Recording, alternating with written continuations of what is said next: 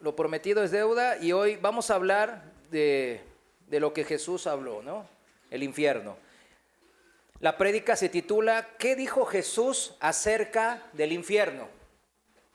¿Qué dijo nuestro Señor Jesús respecto al infierno? Primeramente quiero empezar esta enseñanza acerca del infierno revelándoles lo más importante de todo esto, ¿no? Que no debemos de perder de vista, que es el corazón de nuestro Dios, ¿verdad? Si perdemos de vista el corazón de nuestro Dios, podemos hablar toneladas de lo que es el infierno. No, que está en la tierra y ahí están los pasajes y que está en el centro de la tierra y que no sé qué y que tiene diferentes niveles de castigo, ¿verdad? Y hay muchos pasajes bíblicos, ¿verdad? Que hablan de todo eso. Pero no podemos perder de vista primeramente el corazón de Dios. El corazón de Dios es un corazón de amor, porque Dios es amor. En Jeremías 31:3 dice bien claro la palabra de Dios, la voy a leer en la Reina Valera actualizada. Jeremías 31:3 dice: el Señor me ha aparecido desde hace mucho tiempo, dice el profeta, diciendo: con amor eterno te he amado, por tanto te he prolongado mi misericordia. ¿Cuántos dicen amén a esto? Se lo dice claro a su pueblo Israel, pero Dios no hace acepción de personas, dice la palabra. Nos ama igual que a Israel. De hecho, el Antiguo Testamento exhibe una muestra, como un muestrario del amor de Dios que es fiel y grande y aplica también para la iglesia, porque nosotros también somos su pueblo. Primera de Pedro 2:9, seguimos en la Reina Valera actualizada. Primera de Pedro 2:9, sígame aquí en la pantalla por favor, dice así: pero ustedes, señalando a la iglesia, a todo lo que hemos creído, pero ustedes son linaje escogido, real sacerdocio, nación santa, pueblo adquirido, para que anuncien las virtudes de aquel que los ha llamado de las tinieblas a su luz admirable. Ustedes en el tiempo pasado no eran pueblo, pero ahora son pueblo de Dios. No habían alcanzado misericordia, pero ahora han alcanzado misericordia, dice la palabra. Ahora otra vez les leo Jeremías 31:3. Con amor eterno te he amado. Personal, mis hermanos, uno a uno. Por tanto, te he prolongado mi misericordia. Recíbalo, ¿verdad? Recíbalo como pueblo de Dios, recíbalo como hijo de Dios. Sí, para usted que es familia de la fe, cristiano, que testifica de Jesucristo, para usted, mi amado hermano, es esta palabra de Dios. El Señor, nuestro Dios, que es la esencia misma del verdadero amor, del amor ágape, no quiere que nadie sufra eterna condenación. ¿Cuánto estamos de acuerdo con esto? Él no quiere que nadie vaya al infierno, mas sin embargo dice que muchos irán por el camino de la perdición. Pocos irán por el camino angosto y entrarán por la puerta estrecha, dice el Señor. Entonces uno puede estar ahí como confundido y decir, pues no era que era amor el Señor. ¿Qué pasó ahí, hermano? Primeramente, vayamos a Ezequiel capítulo 33, versículo 11. Ezequiel 33, 11 en la Reina Valera actualizada, seguimos. Y le dice Dios al profeta, diles, vivo yo, que no quiero la muerte del impío, sino que el impío se aparte de su camino y viva. Ese es el deseo sincero de nuestro Dios. Apártese de sus malos caminos. ¿Por qué morirán, oh casa de Israel? Nosotros ahora hemos aprendido que podemos cambiarlo por nuestro nombre. ¿Por qué morirás, oh hermano, hermana? ¿Por qué moriré, oh yo, Mario Kim, verdad? Es una redarguición que nos hace en forma personal. En la traducción, en la Nueva Traducción Viviente, en este versículo 11 de Ezequiel, dice así: tan cierto como yo vivo, Dice el Señor soberano, no me complace la muerte de los perversos. Él no es como los hombres, que nosotros vemos que a un criminal o a alguien que nos hizo mal, se les ajusticia, se los encarcela o les pasa algún daño. ¿Y nosotros qué hacemos? Pues nos alegramos. ¡Ah, qué bien, se lo merece! Él no es así, el Señor. Él no se alegra, no se complace de la muerte de los perversos. Solo quiero, dice aquí la palabra, siguiendo leyendo el versículo 11, dice el Señor, solo quiero que se aparten de su conducta perversa para que vivan. Arrepiéntanse, apártense de su maldad, oh pueblo de Israel, ¿por qué habrían de morir? Y la muerte eterna se refiere aquí, ¿verdad? ¿Por qué habrían de morir? ¿Por qué habríamos de morir? Es la pregunta, ¿verdad? ¿Por qué? Si el Señor quiere que todos se salven y Él es todopoderoso, entonces, ¿por qué no salva a todos? Y es una cosa que los que han venido frecuentemente a esta congregación ya saben la respuesta, ¿verdad que sí? Ya lo saben, porque desde el jardín del Edén el Señor nos creó a su imagen y semejanza, y eso significa con poder libre de decisión, con poder, capacidad de decisión responsable, o sea, de tomar una decisión con responsabilidad, es decir, yo lo hice, Señor. Yo fui el responsable de esta decisión. Yo la tomé y si para bien o para mal. Eso significa ser creados a su imagen y semejanza, porque los animales también les dio vida, a los árboles también les dio vida, pero no les dio esta responsabilidad, este libre albedrío. Pero si nos da el libre albedrío, y esto es lo que quiero que entiendan los que todavía no lo han escuchado esto. Si nos da libre albedrío, pero no nos da la opción de elegir rebelarnos y separarnos de Él, ¿es verdadero libre albedrío? ¿Es verdadera posibilidad de rebelarme? No, porque yo no voy a tener la posibilidad de hacerlo. Nomás, yo siempre les digo, hay una opción A, obedecer a Dios. Pero si Él no abre la opción B de rebelarme y alejarme de Dios, aunque Él me dé el libre albedrío, nunca voy a poder tomar la opción B. ¿Sí lo entiende? Por eso el árbol del conocimiento del bien y del mal en el jardín del Edén. No es que quería que tropezaran, este Adán y Eva, ¿cómo me gustaría que tropiecen? Y así me los cargo, ¿verdad? Aquí ya quería un payaso para cargárselos. Y ya los voy a enviar para que se los carguen. No es así el Señor. Lo leímos recién. Él no quiere que nadie se pierda. Mas, sin embargo, tenía que darnos, ¿qué? La opción B. Poder elegir comer del fruto del árbol del conocimiento del bien y del mal, rebelarnos, pecar contra Dios y alejarnos de Él. Y esa es la triste historia de la humanidad, ¿verdad? Siempre elegimos, ¿qué cosa? El árbol del conocimiento del bien y del mal antes que a nuestro Dios. Él nos dio la opción, ¿sabe por qué? Para que podamos amarle, porque el amor solo puede generarse en la libertad de elección. Yo no puedo obligar a nadie a que me ame, ¿verdad que no? Obligue, o los que estamos casados. ¿Cómo pudo usted, varón, generalmente es el varón, ¿verdad?, conquistar a su esposa? No, te vas a casar conmigo sí o sí, si no te las vas a ver conmigo. ¿Se imaginan como tipo El Padrino? Como un mafioso. Claro que no. Ahí anduvo, ¿verdad?, trayéndole las estrellas y la luna bajándosela y diciéndole todo lo bueno que le va a tratar. Y las hermanas están ahí con la cara, ¿verdad? Qué cuentos, puros cuentos chinos. A mí me dicen puros cuentos coreanos.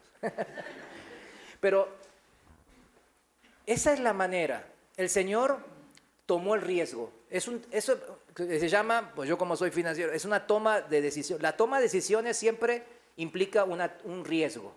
El riesgo de regarla. El riesgo de tomar la decisión que no conviene. Y el Señor tomó ese riesgo. Dijo, híjole, me voy a arriesgar porque quiero que ellos no sean solamente animales o un árbol. Quiero que sean mis hijos. Pero para que sean mis hijos tienen que entrar en una relación de amor. Abro esa opción, sabiendo que muchos me van a abandonar. Pero es la única opción para que unos pocos de perdido me elijan a mí y por amor pasen a ser mis hijos adoptivos. ¿Sí lo han entendido? Ustedes están mucho más avanzados ahora que la gran mayoría de los cristianos, les puedo asegurar. Esta es la clave del cristianismo, mis hermanos. Entrar a esta relación de amor con el Señor. Amarle como Él nos amó primero. ¿Cuántos dicen amén? En 2 de Pedro 3:9, en la traducción viviente, 2 de Pedro 3:9, pasaje importantísimo y conocidísimo, dice: en realidad no es que el Señor sea lento para cumplir su promesa, como algunos piensan. Al contrario, es paciente por amor a ustedes. No quiere que nadie sea destruido, quiere que todos se arrepientan. El arrepentimiento genuino es lo que nos restaura la relación inicial del jardín del Edén con Dios. Ese que Jesús nos volvió a acercar a todos los hombres pecadores. Todos los que hemos creído en Jesús, entramos en esta relación personal de amor, donde entendimos cuán grande amor, cuán grandes cosas Dios hizo por mí, cuán grande es el amor de Dios demostrado en esa cruz del Calvario. Primera de Juan, capítulo 4, versículo 15. En la Reina Valera actualizada lo voy a leer. Usted sígame su traducción si quiere. Primera de Juan 4:15 dice: el que confiesa que Jesús es el Hijo de Dios, Dios permanece en él y él en Dios. Ahí está lo que quiere el Señor.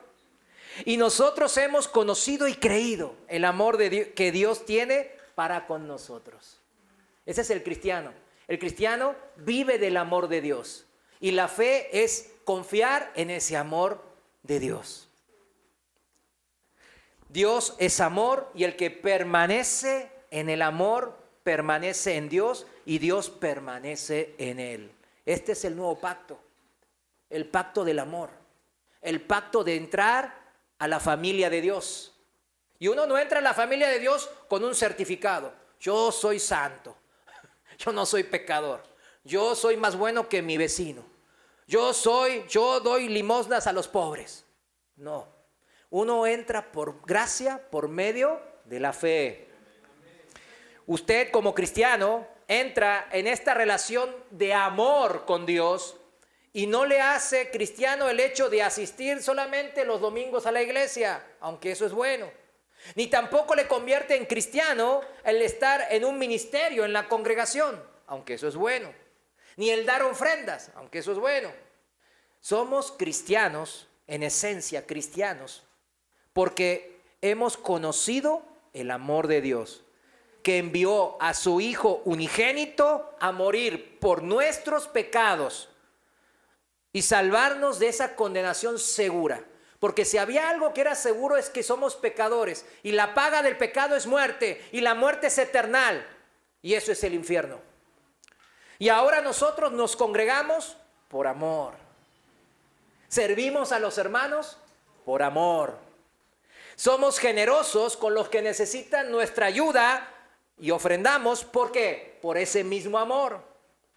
Regresando a Primera de Juan, capítulo 4, en el versículo 17, ahí me sigue en el 17 ya, dice así la palabra de Dios: en esto se ha perfeccionado el amor entre nosotros para que tengamos confianza en el día de juicio. Ese día de juicio en que todos, dice el Señor, que todos los hombres, o sea, en forma genérica, hombres y mujeres, vamos a estar delante del tribunal de Cristo. Todos. Pero justamente el amor de Dios se perfecciona en nuestras vidas para que nosotros tengamos seguridad, confianza. Cuando llegue ese día de juicio, no estemos, ay, híjole, ¿seré yo salvo? Ay, ¿qué pasará de mí? Ay, voy a hacer una obra buena más para dejarlo más que amarre bien mi salvación. No es así. En que como Él es, así nosotros somos en este mundo. La seguridad usted la va a notar en su cambio, en su familia, en su vida en particular, mi hermano. Claro, no somos perfectos, pero hay un cambio, porque el Espíritu fue enviado Y Él transforma la vida muerta a una vida nueva. Perfeccionamos entonces este amor de Dios, esta relación de amor con Dios en nuestras vidas, y eso nos va a dar confianza, mis hermanos. Eso es lo que nos da la seguridad de que somos hijos de Dios. Y los hijos, ¿qué es? Se van pareciendo ¿a quiénes? A los padres. Por eso pues agarraron al Menchito, ¿verdad? Lo bueno es que nadie nos escucha en las redes sociales, ¿no?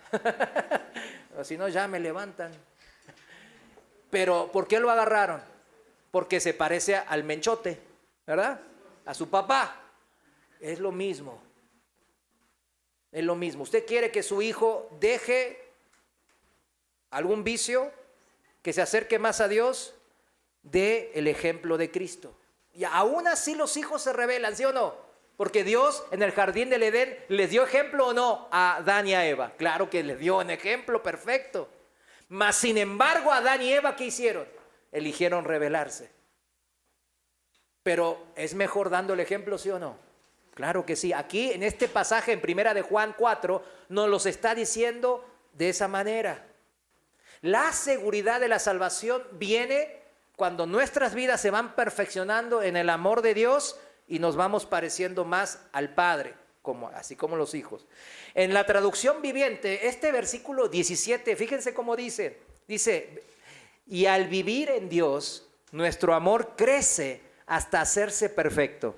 Por tanto, no tendremos temor en el día del juicio, sino que podremos estar ante Dios con confianza, porque vivimos como vivió Jesús en este mundo.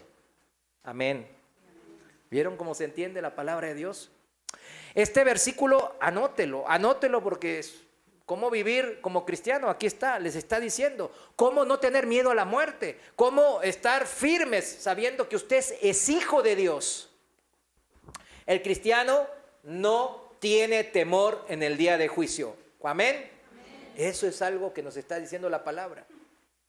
Yo no se lo diría si yo no sentiría esto de una manera, de una convicción firme, mis hermanos. Porque yo estuve del otro lado. Era cristiano, pero no tenía esa convicción. Tenía miedo a la muerte. Tenía miedo a lo que vendría. Y es algo natural, mis hermanos. ¿Usted qué piensa? Que el enemigo, cuando ve que usted se convierte a Cristo, está ahí, está bien, perdí uno menos. O está atacándole a diestra y siniestra. Esa es la segunda, ¿verdad? A todos los cristianos que tenemos algunos años, eso nos ha pasado. Y lo podemos testificar. Por eso cada tercer domingo pasa a testificar a alguien. El próximo domingo toca al hermano Ricardo. Pero fíjense, es algo importante de esto. Nosotros estamos confiados porque conocemos al Señor y Él nos conoce a nosotros. ¿Sí lo entiende? No es una confianza que sale por ahí de tratar de estar siempre, no sé, muy religiosos, por así decirlo, muy piadosos, o tratar de hacer muchas buenas obras y con eso voy a alimentar mi confianza. No. Es en esta relación personal e íntima que tengo con Dios, voy a conocerle más y voy a tener más confianza en lo que Él me ha dado, en lo que Él me ha prometido y en lo que Él me asegura. Y Él me va a conocer porque ya tenemos una relación con Él. En el versículo 18, volviendo a la versión original, en el versículo 18 dice, en el amor no hay temor. Escuche bien, en el amor no hay temor, sino que el perfecto amor, el amor de Dios, echa fuera ¿qué? El temor. Por eso, cuando alguien tiene problemas con la seguridad de su salvación, está batallando justamente en esa relación de amor. O sea, necesita conocer más a Dios. Necesita acercarse más a Dios en oración, en la lectura de la palabra. Y la lectura de la palabra, usted sabe que no es cualquier libro, no es un libro que está vivo, es vivo y eficaz. Eficaz para transformar mi vida, eficaz para edificar mi vida y toda mi familia. Por eso cuando yo leo la Biblia, el Señor me está hablando, estoy teniendo una conversación con el Señor. Yo cuando leo la Biblia, de repente, me viene algo y el Señor en el Espíritu me dice algo. Y ya lo anoto. Y entonces ya me pongo a orar, Señor, fíjate que esto y lo otro, y ya. Y sigo orando, y después sigo leyendo. ¿Qué estoy teniendo? Una conversación con mi padre. Una conversación como cualquier hijo puede tener con un padre. Termino el versículo 18. Porque el temor conlleva castigo. Ahí está. ¿Por qué se tiene miedo? Por temor al castigo, la muerte, la paga del pecado y a lo que sigue después de la muerte física, que es la muerte segunda, la muerte eternal en el infierno o en el lago de fuego. Porque el temor conlleva castigo y el que teme no ha sido perfeccionado en el amor. Nosotros amamos porque Él nos amó primero. Por eso dice aquí, nos está enseñando en el versículo 19 la clave de cómo entrar en esa relación. No es que yo quiera amarle. Ay, ¿cómo hago? Ay, Señor, te quiero amar mucho. Empiece a conocer al Señor. Enamórese de Él. Eso es la manera. Porque nosotros amamos, ¿por qué? Porque yo entendí, conocí que Él me amó primero. Bueno, ahora que ya refrescamos nuestra memoria de lo que es la base del cristianismo, ¿verdad? El amor de Dios. No seremos de aquellos cristianos que dicen en su ignorancia, y lo digo con todo respeto, ¿verdad? Porque la ignorancia no es pecado. Los niños, por más que pequen, son de Dios, ¿verdad que sí? Ellos si mueren, ¿a dónde van? Al cielo. Pues hay hermanos que son bien, ay, híjole, legalistas. No, los niños, no, pues, o sea, hasta los bautizan de bebé, ¿verdad? A mí me bautizaron de bebé, por si las dudas. No vaya a ser, ¿verdad? Que el coco se lo lleve. El coco. La ignorancia por eso no es pecado, por eso lo digo en respeto, ¿no? Que muchos cristianos en ignorancia dicen, solo hablemos del amor de Dios. Solo hablemos del amor de Dios, porque es cruel y hasta manipulador hablar del infierno y del castigo eterno, ¿eh? Hermano, no hable de eso. No predique del infierno, porque asusta a la gente. Y a mí también. Mejor hablemos de lo bueno de Dios, de todas las bendiciones, ¿verdad? Como el Salmo 23 que estamos recién alabando, ¿eh? Y mi copa está rebosando de bendiciones. Y me seguirán las bendiciones de Dios. Y qué padre, ¿verdad? Y eso es una parte del cristianismo, ¿verdad que sí? Porque Dios es un Dios bueno. Y toda dádiva y don bueno viene ¿de quién? Del Padre de las luces, que es Dios. Pero reflexionemos en esto que muchos cristianos cada vez más, mis hermanos, tristemente en la ignorancia están profesando esto. Reflexionemos, por favor. Si el infierno es un lugar real, si el infierno es un lugar aterrador, de real sufrimiento, si el infierno es un lugar eterno, de real sufrimiento sin fin,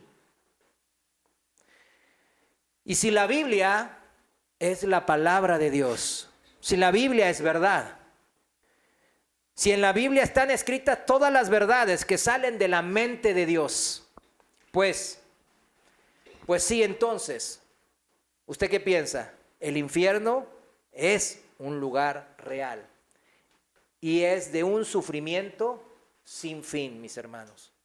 Eso está escrito en la palabra de Dios. Entonces, la conclusión no sería, ¿vieron cuando hay un problema? ¿Qué pasa? Si usted lo encierra y lo tapa, ¿ese problema desapareció? Claro que no. Me detectan un cáncer. Entonces me hago el tonto. Usted tiene un cáncer. No digas, porque la palabra tiene poder.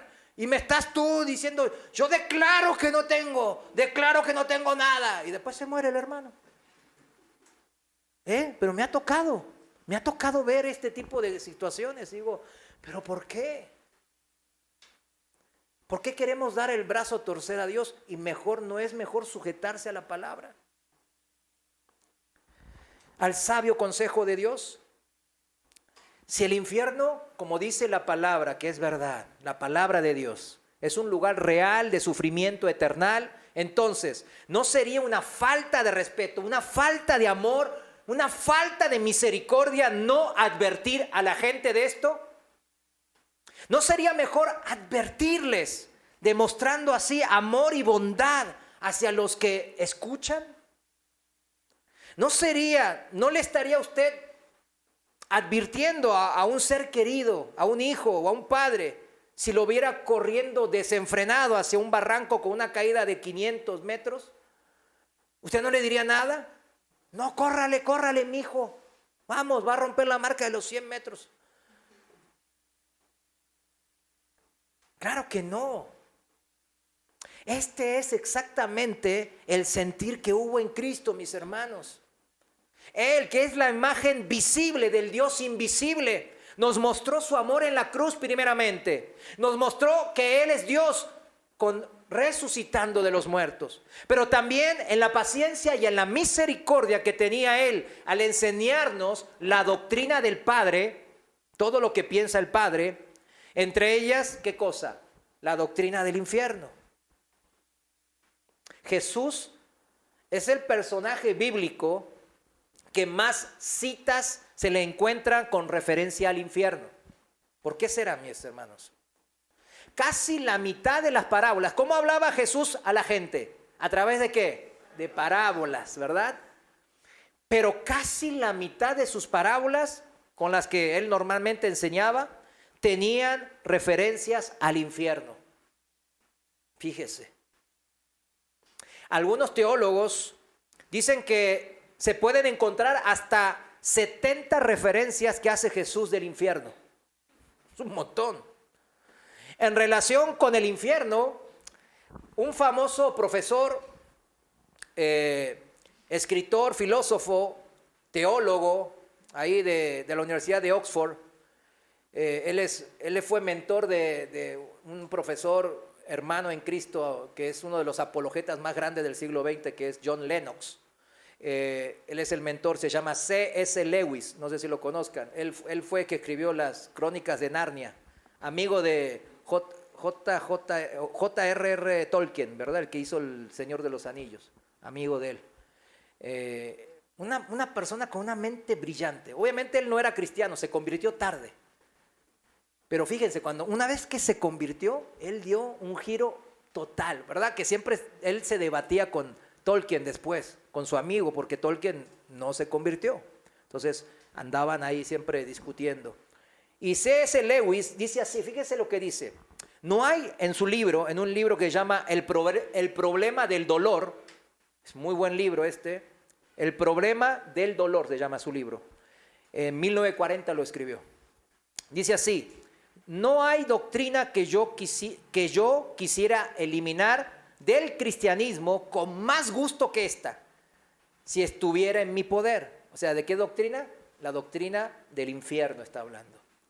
No hay doctrina que él con todas las ganas le gustaría eliminar, porque él también no quiere que nadie vaya al infierno. Pero dice así, sigue así el libro.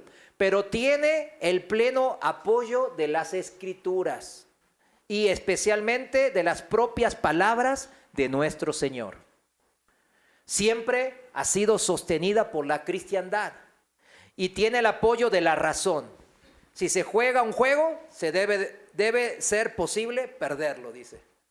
O sea, da una analogía, ¿no? con los juegos, ¿no?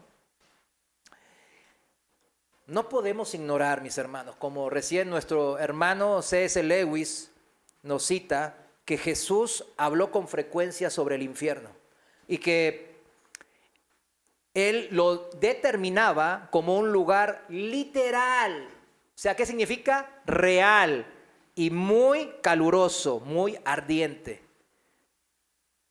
Ciertamente el Señor Jesús predicó acerca del infierno y cuando se refería al infierno, la palabra griega que él utiliza en el Nuevo Testamento es Gehenna, G-E-E-N-N-A.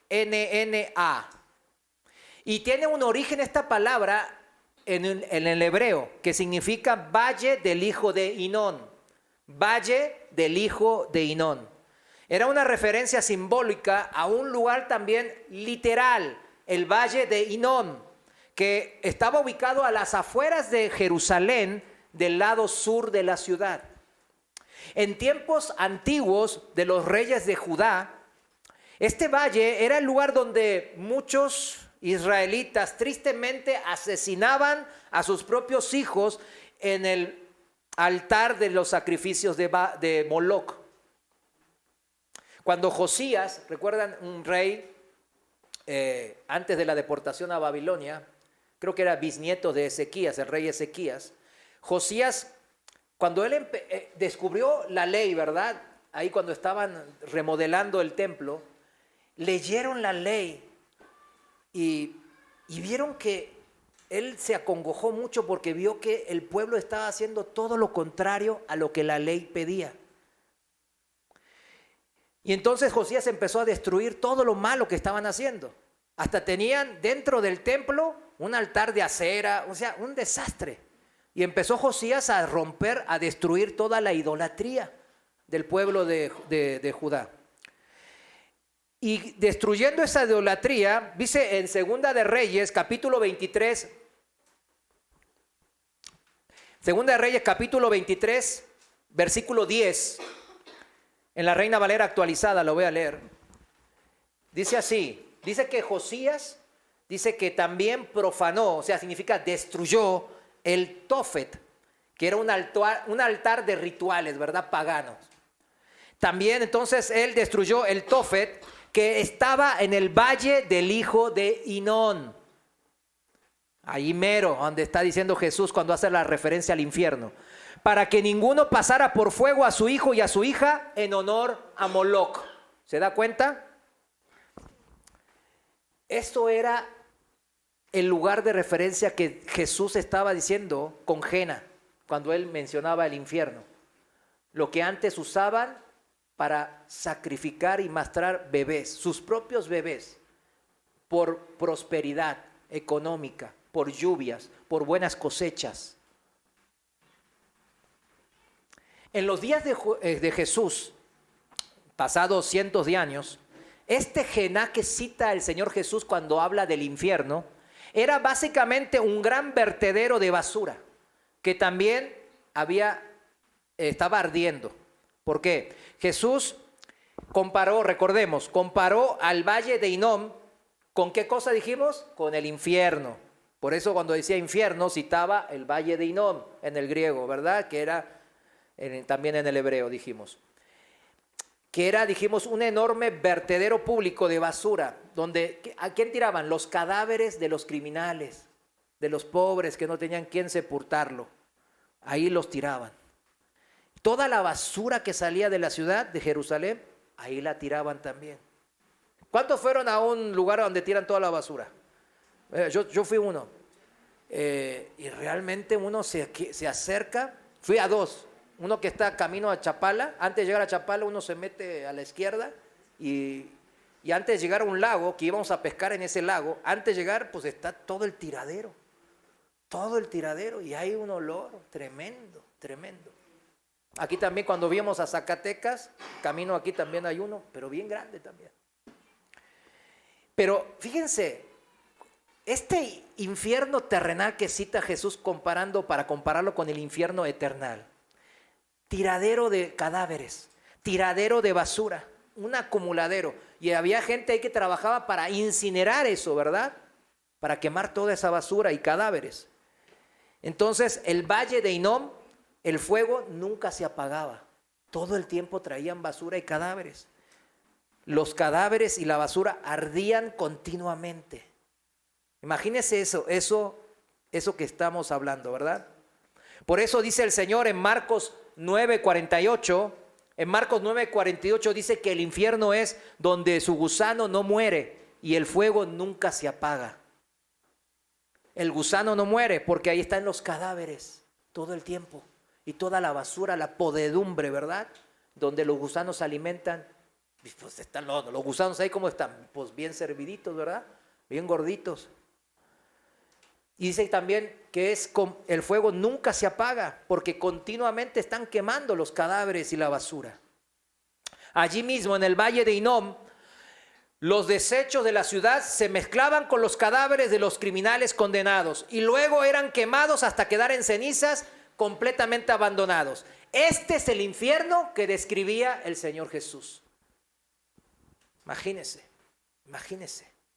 La gente que estaba escuchándolo inmediatamente sabía que era el Valle de Hinnom. Decía, ay caray, eso es el lugar de eterna condenación que Dios nos hablaba desde la antigüedad. La gente que escuchaba no decía, ay, no entendí qué se refería acá el Señor Jesús. Claro que lo entendió. En su tiempo, todo el mundo sabía dónde quedaba el Valle de Hinnom. Ahora usted también lo sabe.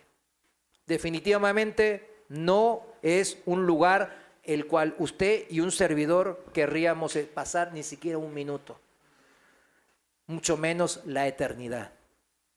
¿Qué opina usted, mi hermano?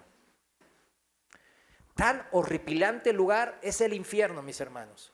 Este que nos habla la palabra de Dios, que Jesús les dice a sus discípulos, a los que estaban ahí presentes con él, pero también nos dice a todos los discípulos de todas las épocas, hasta nosotros, a esos discípulos, a los discípulos de Jesús que iban a correr el riesgo de ser golpeados, de ser flagelados, de ser encerrados, de ser apedreados, de ser decapitados y hasta ser entregados a fieras para que sean comidos vivos, para ser crucificados.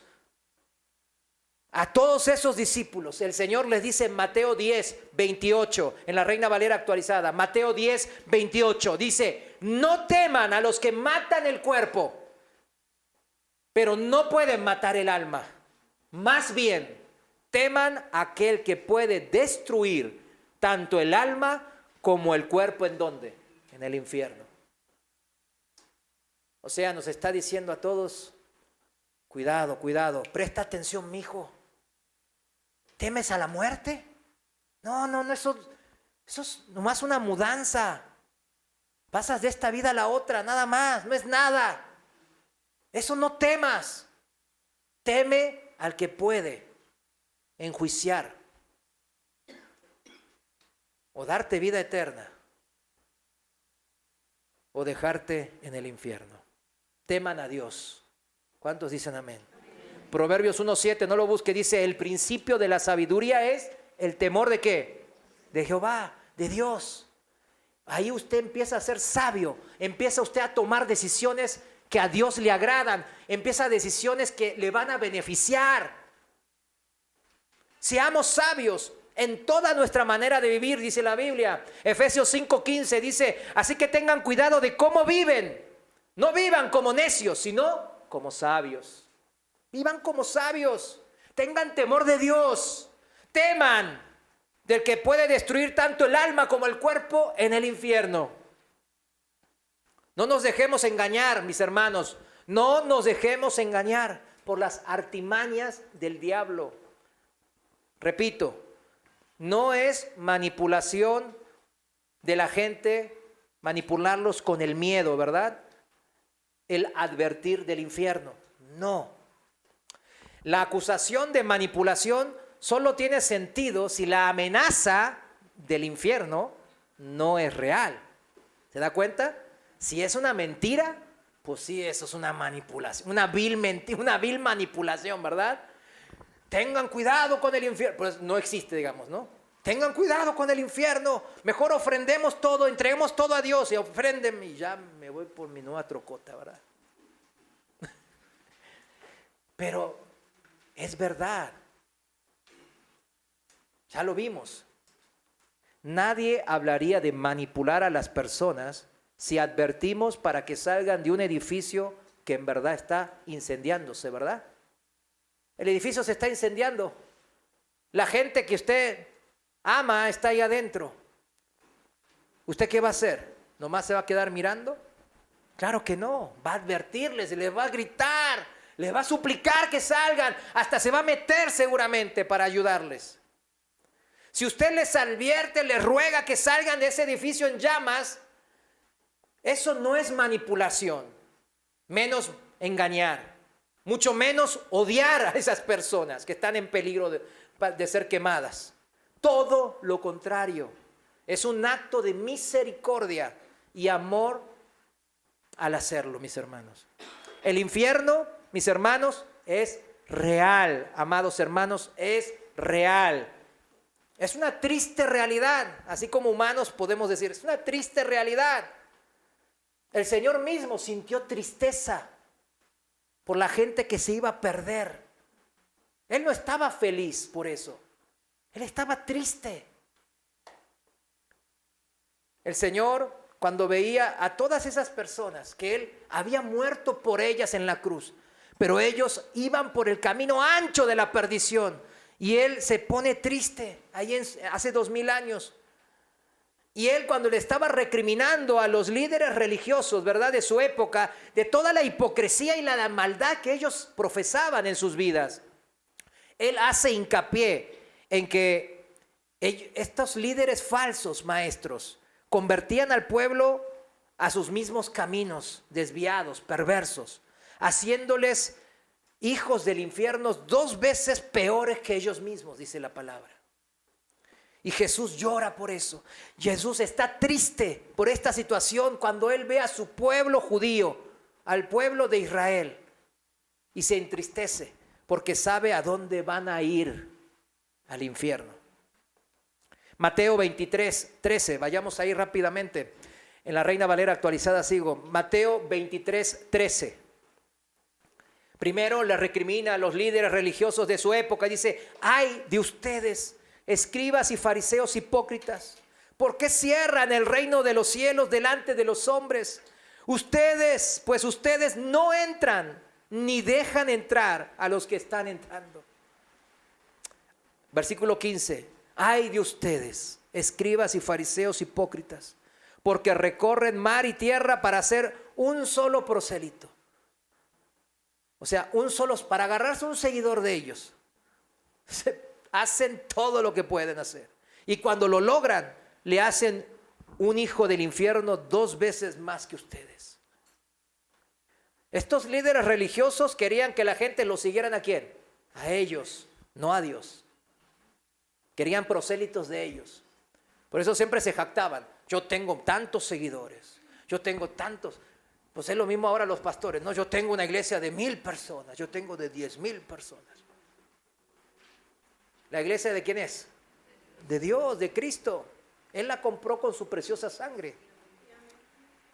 En la iglesia los pastores y los líderes debemos de hacer discípulos de Cristo. Amén. Es la iglesia de Cristo. Uno hace seguidores de lo que uno sigue. Esa es la triste realidad también. Yo no puedo hacer seguidores de Cristo si yo no estoy siguiendo a Cristo, porque se me va a salir en la prédica, porque amo más al dinero, amo más las cosas de este mundo, la vanagloria de este mundo, entonces se me va a chispotear, como dicen, ¿verdad? Ay, no, pues siento que un hermano tiene una necesidad de dar más ofrenda, o empiezo a salir con mis rollos, como salían los líderes en esa época. Sigamos en Mateo 23, versículo 28, un poco más abajo. Dice así: así también ustedes, a la verdad, por fuera se muestran justos a los hombres, pero por dentro están llenos de hipocresía e iniquidad, les dice. Versículo 33, más abajo: serpientes, generación de víboras, ¿cómo se escaparán de la condenación del infierno? Es una pregunta retórica, se contesta por sí misma, mis hermanos. O sea, no hay escapatoria para esta gente si sigue así en sus malos caminos, para un infierno que es real, significa. Y luego él se lamenta al Señor. Él no le gusta todo esto, él se entristece y dice en el versículo 37, Jerusalén, Jerusalén, que matas a los profetas y apedreas a los que te son enviados. ¿Cuántas veces quise juntar a tus hijos, así como la gallina junta a sus pollitos debajo de sus alas, y no quisiste? Volvemos, el Señor no obliga a nadie, no le va a obligar a hacer nada el Señor, porque el amor es voluntario. La casa de Dios es dejada vacía, dice después, desierta. Abandonaron a Dios, se alejaron de la casa del Padre por seguir a maestros falsos, falsos pastores, falsos líderes que les encantaba escuchar porque endulzaban sus oídos. Pero el Señor Jesús estaba triste porque sabía dónde iban a terminar todo esto, en el infierno. La advertencia nos las vuelve a hacer el apóstol Pablo en 2 de Timoteo 4:3. 2 de Timoteo 4:3, lo voy a leer en la palabra de Dios para todos. 2 de Timoteo 4:3 dice así: porque llegarán tiempos en los que la gente no querrá escuchar la verdadera enseñanza que conduce a una vida recta, y solo buscarán rodearse de maestros que los complazcan, diciendo lo que quieren escuchar. Cuidado. Volviendo a la Reina Valera, dice: teniendo comezón de oír, amontonarán para sí maestros conforme a sus propias pasiones, a sus propias concupiscencias. Eso es lo peor que podemos hacer, mis hermanos, está diciendo. Es lo peor. El que acumula, ¿verdad? Nomás veo, hermano, ¿qué escucha en YouTube? Porque no lo veo que se congrega asiduamente. ¿Qué está escuchando en YouTube? Ah, mire, escucho esto. Y pura basura. Pura basura. No hay otra palabra. Pura basura. Puros maestros como estos que Jesús está recriminando, de hipócritas y falsos maestros. Dice en versículo 4, seguimos ahí en 2 Timoteo 4:4. La gente dejará de escuchar la verdad y comenzará a dejarse guiar por historias falsas. Eso es lo que pasa. Y el fin es perdición, es destrucción eterna. No seamos, mis hermanos, como estos que profetiza la palabra. No. Iguales a los que fueron antes seducidos por las enseñanzas de los fariseos y de los escribas que Jesús escarmienta ahí en Mateo 23. Terminaron siendo doblemente hijos del diablo, hijos del infierno, dice la palabra. Es una advertencia dura del Señor. No entristezcamos más al Señor, como lo hizo todo el pueblo en Jerusalén cuando Él vino hace 2000 años. El Señor quiere que todos los hombres sean salvos y que lleguen al conocimiento de la verdad. 1 de Timoteo 4:2 para el que anota. Por ello, Él no escatima en advertencias para que no vayamos a este lugar real de sufrimiento eterno. Contra un pecado que es de los que más causa daño, mis hermanos, en las personas. El Señor Jesús habla sin pelos en la lengua y lo dice bien claro. Hace 2000 años estoy hablando. Mateo 5:27, ahí después habla de los 10 mandamientos. Les voy a citar desde el versículo 27 y dice así: ustedes han oído que fue dicho, no cometerás adulterio. ¿Qué mandamiento es este? El séptimo, ¿verdad? El séptimo mandamiento. ¿Está vigente o no? Claro que sí, ¿verdad? Es la ley moral. El adulterio o fornicación, por definición, es tener sexo fuera del matrimonio, ya sea antes de casarse o durante el casamiento. No importa el tiempo. Es que yo soy soltero y puedo hacer lo que quiero. Ya me divorcié, entonces yo hago lo que se me cante en gana. No. Es fuera, antes del matrimonio o en el matrimonio. Y mire cómo dice, porque el Señor lo lleva directo al corazón este mandamiento. Eso es lo que hizo el Señor. Todos los mandamientos morales del Antiguo Testamento, como los 10 mandamientos, Él los jala y los hace, fíjense, los lleva directo al corazón. En el 28 dice: pero yo les digo que todo el que mira a una mujer para codiciarla, ya adulteró con ella en su corazón. Uy, qué tremenda, ¿verdad? La vara de medida del Señor no es así bajita que todo el mundo pueda saltarla, ¿verdad? La vara de medida del Señor está alta. No solo el acto físico es pecado, está diciendo, sino también el pensarlo, porque lo traemos en el corazón. Porque, ¿qué es lo que mira el Señor? ¿Qué mira? El corazón. Si sabemos que la Biblia nos dice, guarda tu corazón sobre todas las cosas, es porque Él mira ese corazón. Y de acuerdo al corazón que usted y un servidor tenemos, Él nos juzga. Por eso está diciendo, ojo, ya te lo advierto. No porque no haces eso físicamente no significa que estás libre de pecado. Yo veo la podredumbre de tu corazón. Esta es una advertencia directa a los que miran hoy día pornografía. De hecho, la palabra griega fornicación es pornei, que es el origen de la palabra pornos, que significa, habla de toda la inmoralidad sexual. Y no se guarda palabra el Señor para advertirnos de la consecuencia de esto, mis hermanos. Estoy hablando de un solo pecado de los 10 mandamientos, ¿verdad? Aquí el Señor en Mateo 5, Él estaba hablando de algunos, como el asesinar, mentir, y aquí estamos hablando de este en específico. Porque miren cómo dice, y no se guarda nada el Señor. 29, versículo 29.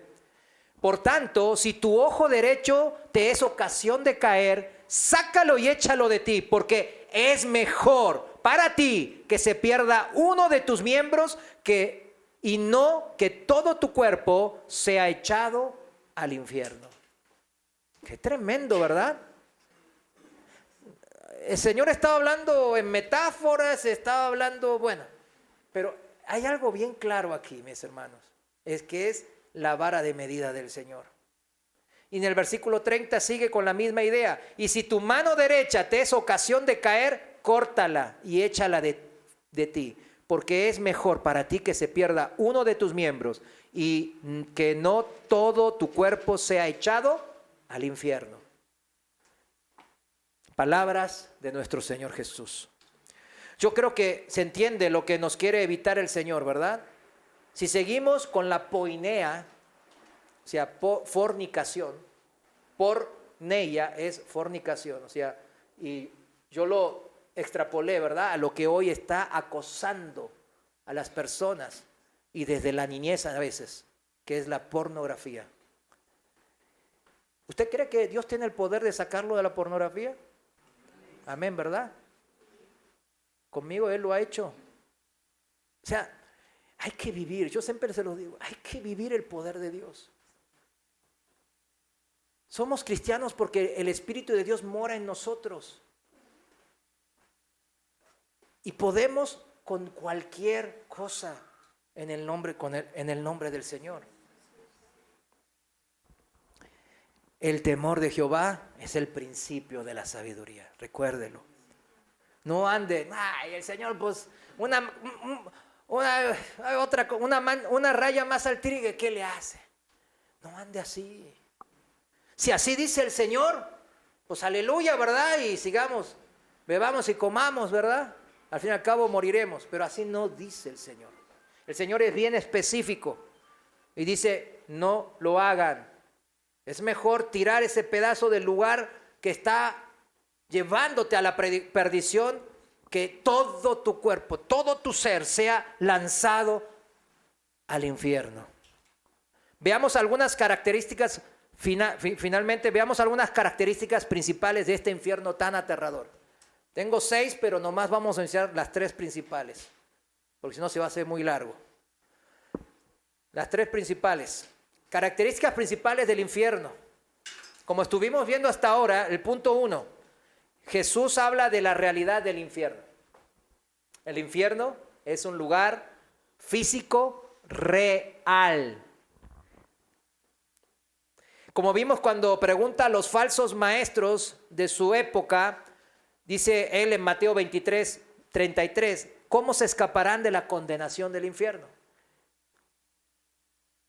No podrán escapar porque ese lugar existe, dice, porque ese lugar es una realidad.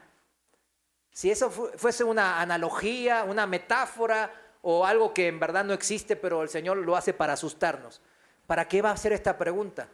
Porque si lo haría y no existiera, Él sería un mentiroso. Y nuestro Señor es Dios y Dios no miente. ¿Cuántos dicen amén? Dios no miente. Y Él dice esta pregunta retórica, ¿por qué? Porque el infierno es real. A los cabritos, ahí en Mateo 25, a los cabritos, a los que estaban a la izquierda en el juicio, ¿verdad? Final, que condenará, ¿verdad?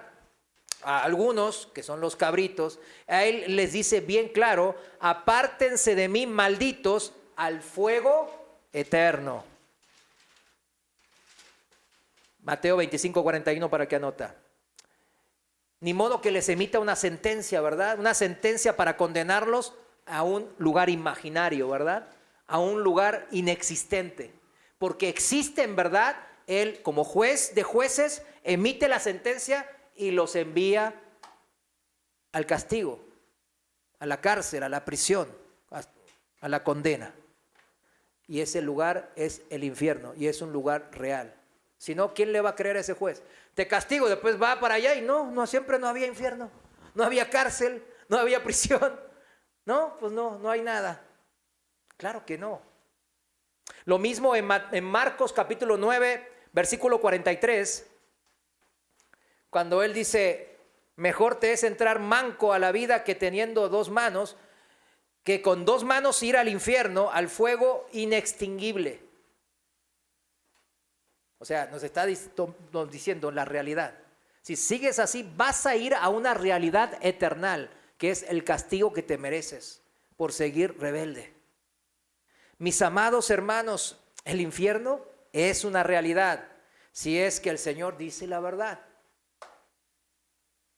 Lo dije en forma sarcástica, ¿no? Obviamente, sabemos que Él dice la verdad. Punto 2, acerca de las características del infierno. El infierno es el lugar de castigo o juicio justo del pecado. ¿Qué es lo que castiga el infierno? ¿Qué cosa? El pecado. Siguiendo en el contexto de Mateo 5, donde el Señor menciona los pecados expuestos en los 10 mandamientos, pero los lleva, dijimos, ¿a dónde? Al lugar donde Él le importa, ¿no? Al corazón, ¿verdad? A los corazones de los hombres, de cada uno de nosotros. Mateo 5:21, en la Reina Valera actualizada, Mateo 5:21 dice: ustedes han oído de que fue dicho a los antiguos: no cometas homicidio, o sea, no asesines, no mates con alevosía, ventaja y dolo. Y cualquiera que comete homicidio será culpable de juicio. Ahí está. Versículo 22. Pero yo les digo que el que se enoje, ahí está, el que se enoje con su hermano será culpable de juicio. Lo lleva otra vez ¿a dónde? Al corazón. Cualquiera que le llame a su hermano necio será culpable ante el Sanedrín, ante el tribunal. Y cualquiera que se le llame fatuo, o sea, cualquiera que maldiga a su hermano será expuesto al infierno de fuego. ¡Wow! Por eso la gente, cuando veo cristianos que dicen: no, pues igual, lo único que no se me quita es maldecir. Ah, bueno. Le leo esto y le digo: mira, ahí está. Todo pecado que se comete desde el corazón, es la enseñanza del Señor, se haya llevado a cabo físicamente o solo pensado con intención, está sujeto a juicio, dice la palabra aquí. Y es merecedor de ser expuesto al fuego del infierno. Entonces, como dirán entonces, ¿quién será salvo, Señor? ¿Verdad?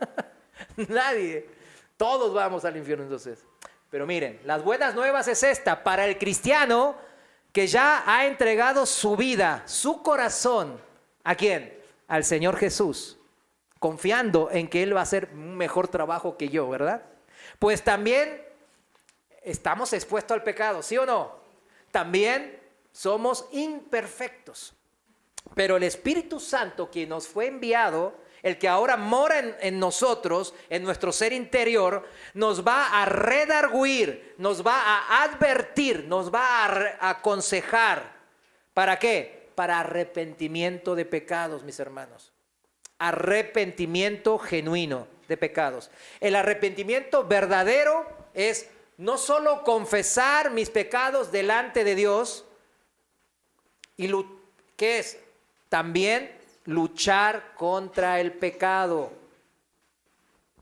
Primera de Juan, capítulo 1:8, dice: si decimos que no tenemos pecado, nos engañamos a nosotros mismos y la verdad no está en nosotros. Pero dice, miren, esta es la buena noticia. Si confesamos nuestros pecados, Él, Dios, es fiel y justo para perdonar nuestros pecados y limpiarnos de toda maldad. A los que siguieron una serie que dimos, ¿no?, de la Escuela de Cristo de la Santidad los miércoles, ahí está en el YouTube, en el canal, entiende esto perfectamente. Él dice que los que nacimos de nuevo del Espíritu de Dios, cuando nos arrepentimos de verdad, fuimos bañados totalmente. ¿En qué? En el Espíritu de Dios. Pero después no requerimos bañarnos totalmente en el sentido espiritual, sino solamente los pies, dice en Juan capítulo 13. ¿Qué significa? Esto que acabamos de leer en Primera de Juan 1. Confesar nuestros pecados y arrepentirnos genuinamente. Entonces, Él es fiel a su promesa de que siempre nos va a perdonar. ¿Cuándo? Siempre. Si vamos con un corazón verdaderamente arrepentido. Acuérdense, Él ve el corazón. Y Él es justo, no porque nosotros no tengamos pecado, sino porque nosotros confiamos en el que no tiene pecado y murió, pagó por nuestros pecados en la cruz. Esa es la gracia. Esa es la gracia por la fe. La justicia de Dios cayó sobre Cristo en la cruz. Por eso, para los de la fe, nosotros, los creyentes, el juicio justo de Dios ya no nos va a caer. No somos hijos de ira, ya nosotros. Pero para los que se creen justos en su propia opinión, yo soy bueno, yo soy mejor que el vecino, yo me porto mejor, yo tengo menos pecados que él, yo ayudo mucho a los pobres, yo sirvo en la iglesia, bla, bla, bla. Dios los va a juzgar como ellos piden, por sus propias justicias, por sus propias buenas obras. Y dice la palabra, ay de aquel que está delante del Dios vivo con sus buenas obras. Les va a ir, como decimos aquí, en feria. Porque el Señor va a aplicar todo el peso de la ley sobre él.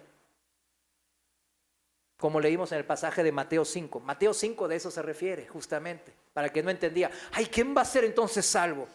Ahí está la gracia de Dios. Nadie podemos ser salvos, significa. Nadie. Por nuestras propias obras o por lo buenito que somos o porque hagamos alguna obra espectacular. No, nadie. Porque vamos a ser evaluados por todo el peso de la ley. Pero todo el peso de la ley, toda la ira de Dios, el juicio de Dios cayó sobre Cristo en la cruz. Y esa es la justicia de Cristo, que ahora mora en nosotros. Para ellos, los que no están en Cristo, cualquiera que peque será culpable de juicio y expuesto al fuego del infierno. Pero para nosotros que somos cristianos, ya Cristo pagó. ¿Cuántos dicen amén? El punto 2, recuérdenlo, el infierno es un lugar de castigo o juicio justo del pecado. Y punto 3, y último de hoy, el infierno es un lugar de sufrimiento y dolor eternos. No nos gusta esto, a la carne nuestra no le gusta escuchar esto. Se los digo desde mi perspectiva personal. Pero es necesario porque está escrito en la Biblia. Mateo 13:41, en la Reina Valera actualizada voy a seguir. Mateo 13:41. Dice así, el Hijo del Hombre, Jesús, enviará a sus ángeles y recogerán de su reino a todos los que causan tropiezos y a los que hacen maldad, y los echarán en el horno de fuego. Allí habrá llanto y crujir de dientes. El crujir de dientes es cuando se padecen dolores insoportables. Esa es la analogía. Cruje el diente uno cuando padece un dolor que no puede aguantar y no lo aguanta y tiene que crujir el diente. También menciona el Señor este lloro y crujir de dientes en la parábola del banquete de bodas, en Mateo 22:13. Para que los que anotan, ¿verdad? Y después lea esa parábola, ¿verdad? Lean las parábolas del banquete de bodas en Mateo 22. Y también en la parábola de los mayordomos. Había un mayordomo fiel y había un mayordomo insensato, ¿verdad? imprudente. En Mateo 24:50 dice en la Reina Valera, el Señor de aquel siervo vendrá, o sea, del siervo infiel, vendrá en el día que no espera y a la hora que no sabe. ¿Quién sabe cuándo se va a morir? ¿Quién sabe cuándo regresa Cristo? Pues nadie. Entonces tenemos que vivir humillados en el temor de Dios. Y dice en el 51, a este siervo infiel, y lo castigará duramente, y le asignará lugar, ¿con quiénes? Con los hipócritas, con los falsos. Allí habrá llanto y crujir de dientes. Si el Señor dice que va a haber llanto y crujir de dientes, ¿qué va a haber en el infierno? Llanto y crujir de dientes. Va a haber sufrimiento y dolor al por mayor. Y este sufrimiento, mis hermanos, será eterno. Recordemos Marcos 9:48 que ya citamos. Marcos 9:48 dice que el infierno, donde su gusano no muere y el fuego nunca se apaga. En el juicio a las naciones, categóricamente termina con estas palabras el Señor en Mateo 25:46.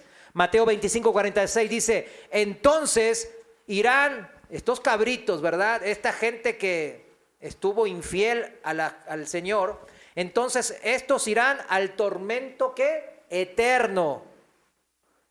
¿Y los justos a qué irán? A la vida eterna. A esa vida eterna que no nos merecemos, que nadie alcanzó por sus propios méritos, sino que fue por la gracia de Dios, por la obra del sacrificio de Cristo en la cruz. Ese es el amor que vimos primero, los que somos cristianos, y queremos entrar en esa relación. Aquí escrito está lo peor, en este Mateo 25:46, aquí está escrito lo peor del infierno. ¿Qué es? El tormento sin fin. Eso es lo peor del infierno. Porque imagínese un tormento que no tenga fin. Decía un soldado americano en la guerra de Vietnam, en donde los soldados norvietnamitas habían perfeccionado las maneras de la tortura, ¿verdad? De torturar sin que se le muera el prisionero. Torturarlo y torturarlo y torturarlo. Y decían que habían aprendido, ¿sabe de quién? De los romanos. Y de los mongoles también, ¿verdad? O sea, y estaban ellos torturándolos. Y la clave de esa tortura era no dejar que se muera. Hacerlos sufrir y dejarlos que sigan viviendo. Y decían los soldados que sobrevivieron durante años esa tortura. Decían, yo quería morirme. Mi esperanza estaba que me muera, pero no me moría. Me mantenían ahí, cuando pensaba que me iba a morir, me mantenían vivo y me seguían torturando. Y era peor el saber y el pensar que esta tortura iba a durar y durar y durar y durar que la tortura misma, decían. Imagínense, eso es el infierno. Por eso lo peor del infierno es la tortura eternal, que no tiene fin. Pero, aquí mismo, dice, y los justos a la vida eterna. Habla lo mejor del amor y de la justicia de Dios. ¿Qué es? La vida eterna, mis hermanos. Les invito primero a pensar sobre este sufrimiento que no tiene fin. No tiene fin porque la vida misma es eternal. La vida que usted y un servidor tenemos es eterna, porque es prestada, ya nos creó y entonces vamos a ser eternos. Somos eternos ahora. Pero ¿en dónde vamos a pasar esa eternidad? Aquí en la vida terrenal morimos, nuestro cuerpo se degrada, envejece, se enferma y muere. Pero el alma es eternal. Los que sufren en esta vida, por ejemplo, enfermedades crónicas tremendas, cánceres de etapa terminal, depresión y ansiedad tremendas, crónicas. Ellos pueden pensar que todo esto se termina en el peor de los casos, ¿cuándo qué? Cuando se muere, ¿verdad? Como el prisionero allá en Vietnam, dice, no, pues si me muero, esto se termina, ¿verdad? Pero en el infierno no hay siquiera una efímera esperanza de eso, mis hermanos. Uno llega y sabe que es eternal. No hay fin, es para siempre el sufrimiento. Póngase a pensar eso. ¿Vale la pena? ¿Vale la pena ese pecado que le causa placer temporal. ¿Vale la pena estar jugando con fuego? Isaías 38, 18, en la Reina Valera. Isaías 38, 18 dice: porque el Seol no te exaltará, ni te alabará la muerte, ni los que desciendan al sepulcro. Aquí habla del sepulcro como la muerte espiritual, ¿verdad? Muerte segunda. Ni los que desciendan al sepulcro esperarán tu verdad. O sea, no hay esperanzas para los que ya descendieron al Seol, al infierno, al lago de fuego en el futuro ese ya. Nunca creyeron la verdad de Cristo y ahora en el infierno no hay esperanzas del Evangelio. ¿El Evangelio para cuándo era? Para esta vida. No hay una segunda oportunidad en la vida venidera. Ahí viene la muerte. Hebreos 9, 27, ¿qué dice? Es la muerte física y luego ¿qué? Inmediatamente el juicio, dice. No hay manera de salir del infierno. No hay puerta de salida del infierno para que termine ese sufrimiento, mis hermanos. Piénsenlo. ¿Recuerdan al rico y a Lázaro? Cómo el rico pedía que Lázaro le ponga una gota de agua. ¿Cuántos creen que una gota de agua va a calmar su sed después de días sin tomar ni una gota ni un vaso de agua? ¿Cuánto le durará ese placer de una gota de agua? Nada. Pero sin embargo el rico pedía una gota de agua. Así de desesperado estaba. Ahora, cerrando, les invito a meditar en la vida eterna como hijos de Dios. El lado bueno, las buenas nuevas. Les invito a que disfruten de la presencia de su Dios, de su Salvador, como ahora estamos haciendo los que amamos a Dios. Pero en la eternidad, mis hermanos, en la vida eterna, ya vamos a estar viendo todo su esplendor, toda su magnificencia. Imagínense eso. Y vamos a heredar todas las cosas junto a Cristo. Imagínense, esa es. ¿Vieron qué diametralmente opuesta es? Ser hijos de Dios, heredar todas las cosas junto a Cristo, con un cuerpo semejante al de Cristo, con la mente de Cristo, a la condenación eterna. Este contraste también lo expone el apóstol Juan, en Juan capítulo 3, versículo 36. Dice así: el que cree en el Hijo tiene vida eterna, pero el que desobedece al Hijo no verá la vida, sino que la ira de Dios permanece sobre él. Juan 5:24 dice: de cierto les digo, que el que oye mi palabra y cree al que me envió, tiene vida eterna. No hace falta ninguna obra de sacrificio, solamente creerle en verdad de todo corazón. El tal no viene a condenación, sino que ha pasado de muerte a vida. ¿Con cuál parte se queda, mi hermano? ¿Con cuál parte te quedas, joven? Para toda persona que está viva, y especialmente para los que están escuchando ahora, la advertencia es clara de parte de nuestro Señor Jesús. Mejor arrepintámonos de nuestros pecados hoy y vivamos bajo la gracia y el poder de nuestro Dios y de nuestro Salvador. Vivamos por fe. Dejemos de esperar y poner nuestras esperanzas en las cosas que van a ser quemadas en el fuego en esta vida temporal. Para los que ya somos familia de Dios, para los que ya vivimos por fe y no por vista, es hora de predicar las palabras de Jesús, toda la verdad de Dios, e incluye claramente la verdad del infierno. ¿Cuántos dicen amén? Señor, gracias te damos por las almas que tú has puesto aquí, humillándose ante ti, mi Dios. Padre, gracias por reencontrarnos con la seguridad de tu salvación. La seguridad de que somos parte de tu familia, parte de una familia real que ha empezado aquí en la tierra y hasta la eternidad, mi Dios. Te damos gracias, ayúdanos a predicar tu luz, tus buenas nuevas y también advertir de que el infierno es verdad, mi Dios, como tú lo has hecho, mi Señor, advirtiendo a todos los que no creen en ti, mi Dios, para que puedan arrepentirse y ya no temer más a la muerte y temerte a ti, mi Dios. Gracias por tanta gracia en el nombre de Jesús, nuestro Salvador. Amén. Y el pueblo de Dios le da un fuerte aplauso al Señor. Él es bendición. Él merece toda la gloria. Gracias, Señor.